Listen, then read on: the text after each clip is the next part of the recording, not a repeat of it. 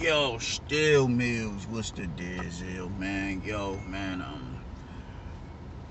drop the kiddos back off at the casa. I'm finna go get us something to eat from the store, man. But yo, peak game though. We gotta rap about Lomachenko and Teofimo Lopez, man. I'm listening to Teofimo Lopez. Well, I'm hearing that he shot down the rematch with Lomachenko or whatever after him and his Teofimo Senior shaking on it with Lomachenko after he stopped Nakatani. And I'm like, yo, I mean, this is why I don't know, man. It's really a weird space with people who tend to somewhat, they think they have more control over their kid's career than they actually do. You know what I'm saying? Teofimo is his own man. Teofimo Jr. is his own man. In fact, if it's not for Teofimo Jr., we don't know Teofimo Sr. because Teofimo Sr. doesn't train any other fighters. Just Teofimo Jr. So, I don't know, man. We got to get to a point where it's like, all right, bro, like, let me at least run this by my son instead of making brash decisions on behalf of him that he may not acquiesce to. That's a grown-ass man right there, man. So I think anybody that's mentoring a child and, guiding a child as they go through the pro rankings, they need to most definitely look at this situation going on because, you can advise your son all you want to, but that man still makes the decisions if he wants to fight whoever he wants to fight.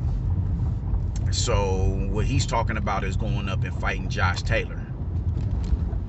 Which I'm not mad at that fight, man, but it's not like it's not like you're gonna drop that title and go straight into a title shot with Josh Taylor. If Josh Taylor even sticks around, because he's talking about moving up to 47 because he want to go holler at Bud.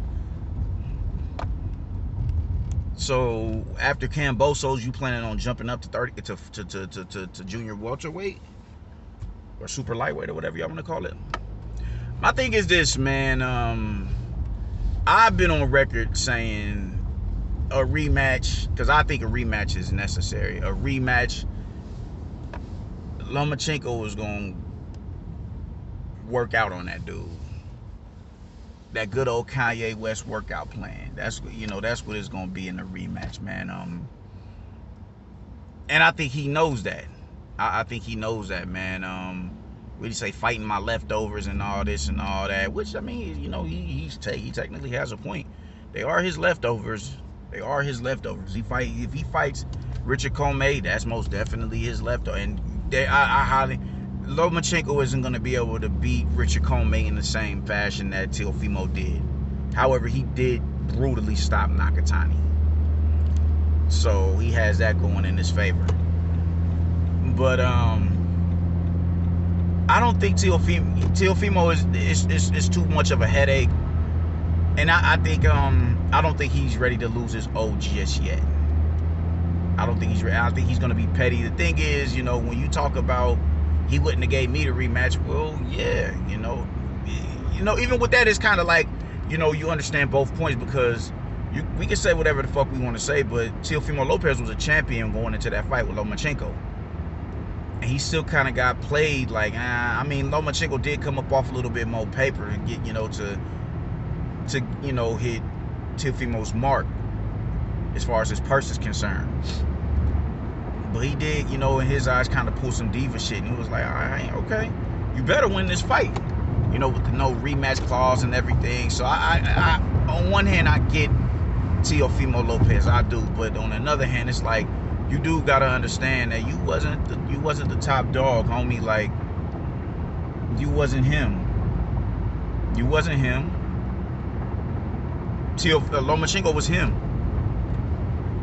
Lomachenko, he was the man. He was top 3. He was in the top 5 pound for pound. You wasn't. It's certain perks that come with the game. It's the same with you're gonna get that at as you start to progress in the sport. more so than what you already have, because you're a unified world champion. You dig? So I'm just like, I'm kind of disappointed, because it's like, I don't think you should hold that against him to that degree. I mean, due to the fact that you have all of his belts, there's certain perks that you could ask for to stun on him. You can ask for the bigger perks now. You can ask for the little perks in the ring, the glove size, the ring size. You know, you can ask for all of that little petty, you know, that little petty shit, if he wants this fight. And I guarantee you, he's going to oblige you.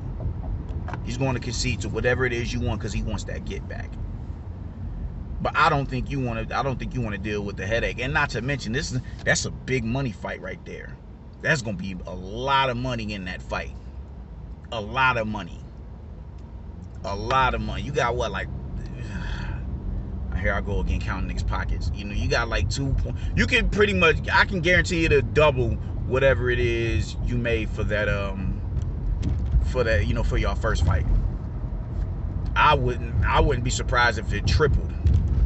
That's a big money. Why? Because it's a pay-per-view. You're not gonna do a pay-per-view with no Josh Taylor this year, or even next year. I don't see that happening, because I don't think Josh Taylor, after he defends that, you know, defends his, you know, honors his mandatory, he's talking about jetting. And 147 is bubbling. It's been bubbling for the past decade now. Everybody wants to get in that division. If you're close to, if you can make that, oh yeah, we going there. That's where all the familiar faces are at. So I highly doubt you're gonna get in there and mix it up with a Josh Taylor. I wouldn't even look to that as, you know, anything in the near future. I don't see it happening. It could, but I don't know. We don't even know if Josh Taylor is gonna be around for that long after I forget the dude, you know, his mandatory that he's fighting. But I just think with you see the imminent threat in Lomachenko, and you like, nah, I'm good on that shit. And you'll stun on him. And I don't think you shook or nothing like that. You ain't never came off as no little bitch. Nah, I don't think you shook, but I think you see like, yo, all right, that Lomachenko is different. That looks like the Lomachenko that I fought in, you know, rounds 7 to 11. That's the Lomachenko that I fought.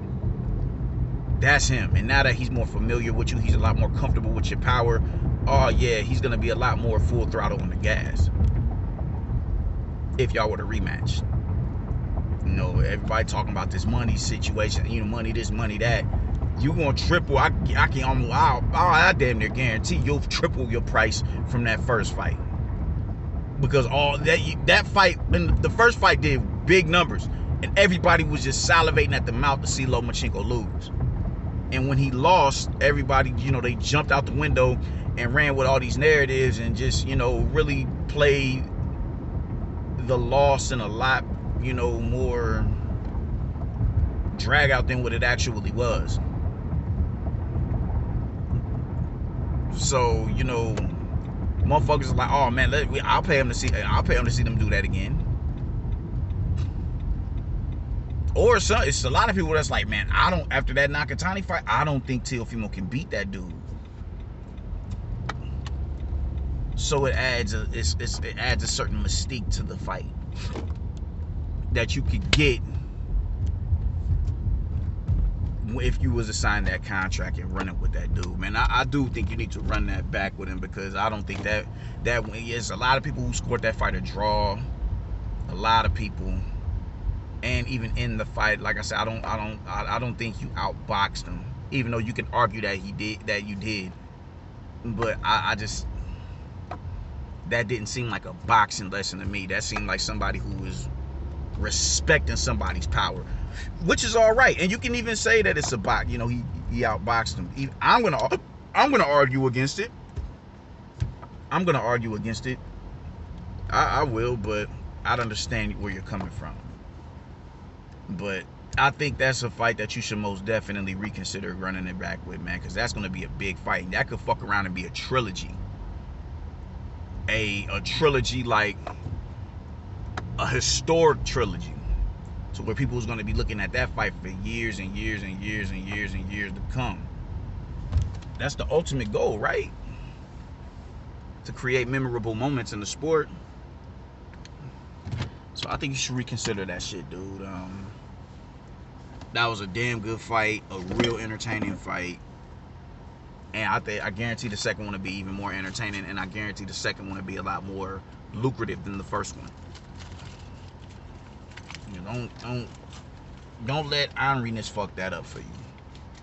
Don't let being ornery fuck that up for you, because he wouldn't give you the rematch if you asked, and there wasn't no rematch clause or nothing like that. Don't let that fuck it up for you, my nigga. Like, don't be that ornery, dude.